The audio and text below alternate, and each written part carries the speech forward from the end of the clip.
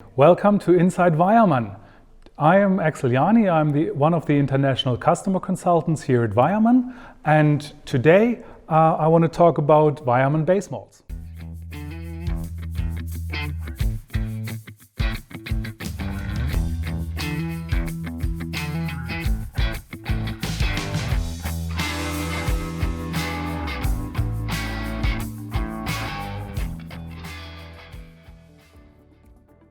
As you can see, we have quite a variety of base malts lined up for you to brew lovely beers with.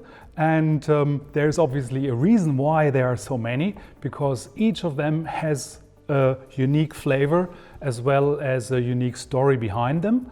And I love to talk about that and tell you more.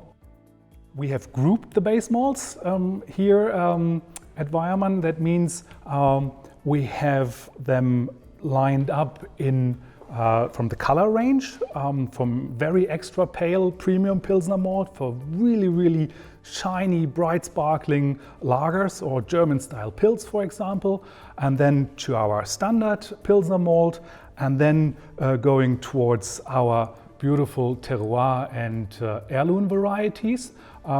Here we have our heirloom variety Barke, and well, Barke is so at heart here at Weyermann because we brought this old variety back that it is well worth doing a separate video just about the terroir and the heirloom malts. So stay with us for next time around. But then the next big group of base malts is the Bohemian line. The Bohemian line sources the raw material, the two-row spring barley varieties from the Czech Republic, and so it is almost like a terroir malt later on, but it is a terroir base malt, base grain, coming from Bohemia, and then we bring it into our malt house here in Hassfurt to make a Bohemian Pilsner malt out of it, or in case of the floor malted varieties, for a true Bohemian style, traditional floor malted Czech lager, we also have it in the floor malting variety. It has much more volatile aromas in it because of that old natural way of producing the malt.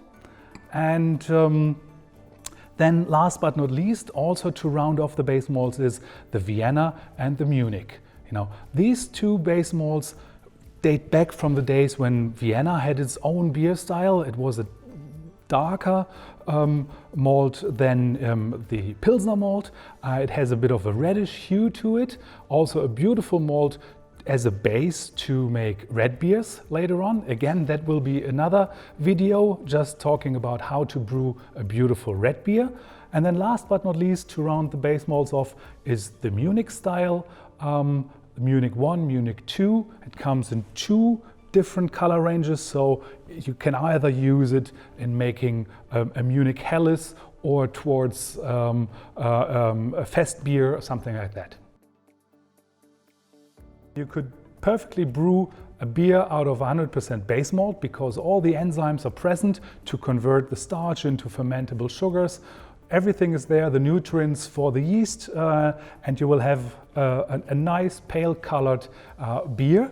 However, we recommend to lower the ratio in the malt bill to, let's say, 80%, 90%, and add more of specialty malts to get a unique color to the beers, and of course depending on the beer style that you want to brew with. In case you wonder, for how these various base malts, where do we source our grain from? They all come from local farming. We have a barley growing program together with over 500 contracted farmers here at Weyermann, and during the barley harvest they are able to deliver it right into our grain elevator, and there we are able to store 45,000 tons of raw material to make beautiful base malts and specialty malts for you in the year to come. Coming from the base malts more into the brew house now. You might have the question, can you use, or do you have to do decoction? Can you do infusion? Can you do either thermal English style mash? Yes, you can. You can do this also with the Pilsner malts. They are all so nicely modified that they convert very well in the mash tun.